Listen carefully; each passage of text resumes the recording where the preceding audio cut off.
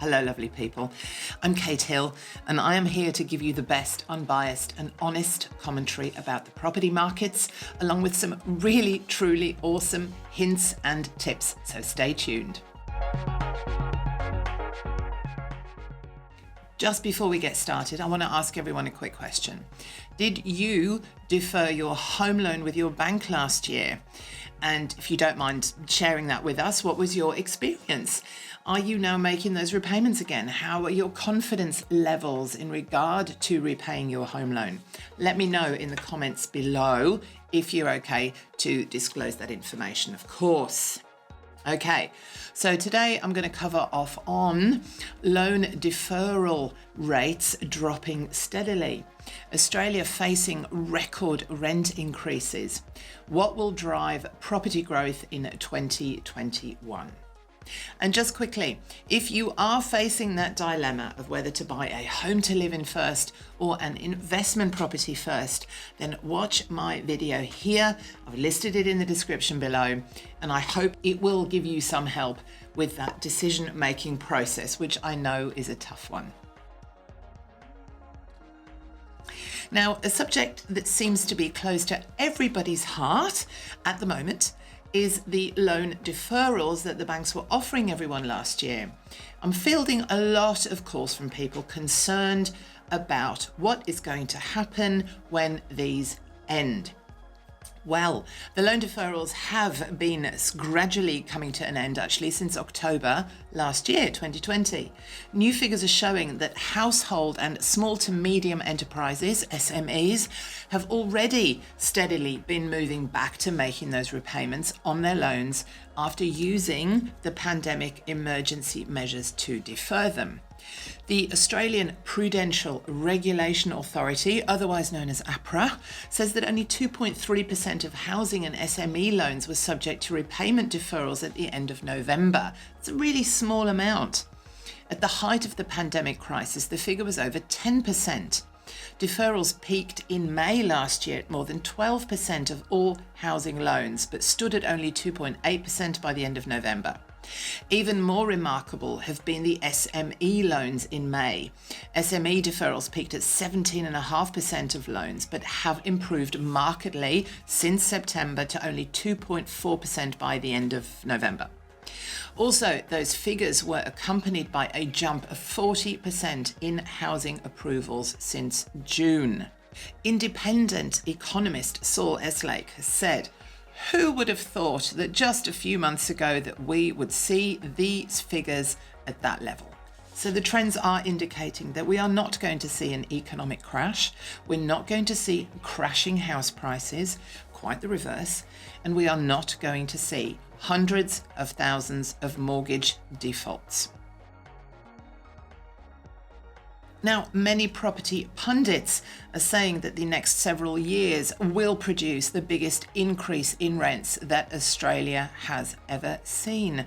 Some are forecasting that 2021 and beyond will see record increases in rents thanks to the housing shortage we are going to be and are already experiencing. The reality is that Australia does not have enough housing supply for its population. Some of our capital cities, plus many, many regional centres, as we've been reporting here, have vacancy rates below 1%. So while inner Sydney and inner Melbourne and inner Brisbane have a surplus of rental stock and are witnessing declining rents, outer suburb locations of those cities, other capitals and other locations across Australia tell a totally different story.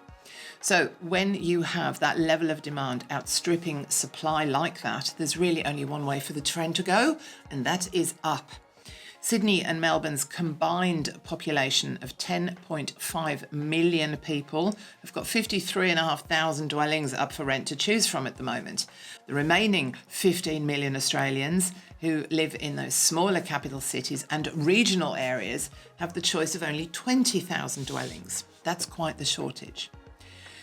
Now, just really quickly, a little reminder, guys. As I've said before, there are about twice as many of you watching who aren't subscribers yet. And you're watching each video for a really long time, which I do appreciate. But come on, guys, I'm trying to give you really awesome and genuinely useful content here. And I'm, again, just being totally shameless. You know what I'm like. give it a little click there, hit the subscribe button, get the notification bell going as well so you get notified when I'm posting stuff up. And while you're down there, hit the little like button too. Thank you so much. Now, a lot of people last year put their lives on hold while we waited for the pandemic to play out here in Australia. And this has created real pent-up demand as buyers now want to invest, upsize their homes, downsize their homes. Everyone out there is ready to go. So what do we see as some of those major drivers of the property market that we're anticipating for this coming year? There's a large number of Australians returning home from overseas. I'm so sorry for anyone who is stuck out there. But all those people who have returned are looking for somewhere to live. Interest rates are super low and are tipped to remain low for the next several years to come, making it a great time to be buying property quite safely. Large numbers of investors are returning to the property market, chasing capital growth and those rising yields that I was just talking about. We're also anticipating the economic recovery within Australia, even though JobKeeper is being removed within the next couple of months. A $200 billion stimulus package was injected into the economy in the last few months, and that has had that cushioning effect and has helped many people weather the pandemic storm. There is going to be a review of lending laws in March this year, which is also likely to make it much easier for borrowers to responsibly access and service their loans. So all of these are factors, I think, that will affect the property markets moving forward. And I will obviously keep you posted on the trends to watch as we move through this year. So moving on from that pent-up demand factor that I was just mentioning, the pandemic has, how do we put this, speeded up the desire for home ownership in young people, according to a Mortgage Choice research. Nearly 45% of those surveyed said that they were more likely to purchase a home now, with a similar number feeling optimistic about achieving their home ownership goals. The research suggests that the pandemic has caused a real shift in priorities, with saving money now rated as the highest priority for young people. It's hardly surprising, in as much as they can't travel anywhere and they can't really do anything. Who can? None of us can. But in order to save and buy sooner, 60% are reducing their spending, 58% are adding more to their savings account, and 43% are applying for government grants for first home buyers. The Mortgage Choice CEO has said that the pandemic provided a wake-up call, and for young people, this meant focusing their attention on their financial goals. So despite the challenges of getting into the property market, young people are not giving up on the great Australian dream.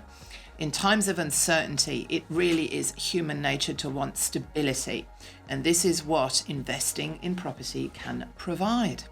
I do hope that you agree that I'm giving you the best commentary and content here on this channel. So please let me ask you to just, again, hit the subscribe button, click the notification bell so that you're getting all my expert hints and tips around buying, owning and investing in property as soon as they are posted.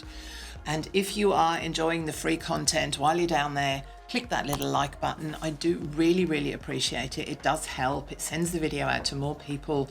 YouTube will recommend the video.